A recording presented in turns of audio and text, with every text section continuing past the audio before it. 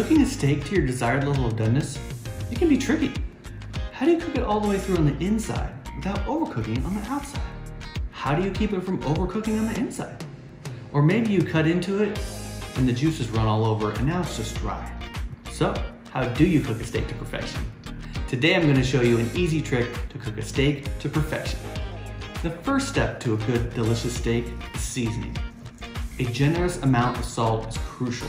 I'm not sure why exactly, but salt makes steak taste like, well, steak. I know it looks like a lot of salt, but trust me, needed. You can do some pepper also, but just not too much. Pepper can burn and give off funky flavors, and that's just no bueno. The second step is temperature. You really want to give your steak some time to come to room temperature.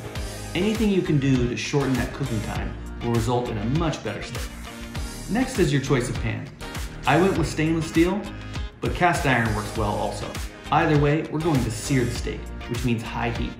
So you're going to need a pan that's going to be able to take that high heat. Definitely not non-stick. For a smaller steak, I usually go about 2 minutes on each side and then 30 seconds or so for the edges. Now I'm going to wrap it up in foil and let it rest for 3 minutes. This will be the first of 2 rests that we do. This allows the heat that we apply to the steak to continue to work on the inside without cooking it on the outside. Now let's remove it from the foil and we'll get it back on the pan. An additional minute each side. Then back to the foil and let it rest for 5 minutes. Stick around to the end and I'll show you a couple more tips to make your steak perfect. And for a few delicious side dishes. Now look at that perfectly medium rare steak. Such perfection. This technique has changed the way that we eat steak in the house. My son no longer eats steaks at restaurants because he says they're always a disappointment and that steaks I make at home are so much better. How do you argue with that? Now that the steak is done, we're going to cover a couple side dishes. I prepped a lot of this while we were waiting for the steak to come to room temperature. A similar trick for potatoes is to parboil them. It cuts down on the cooking time in the oven, allowing them to cook all the way through on the inside, again, without burning them on the outside. Wow, those look delicious. I'm also going to blanch some green beans. Again, a similar method. I've recorded another video on blanching that you can watch for more information, and I'll put a link to that in the description.